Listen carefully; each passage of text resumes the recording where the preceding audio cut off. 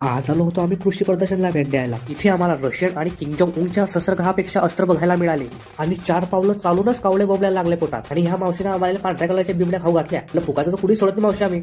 आणि पांढऱ्या बिबड्या पचवासाठी काय हिंगाने खाल्ले पचभर. आणि काय माहिती छोटं ट्रॅक्टर बघून माझ्या मित्राचं मला बालपण आठवलं.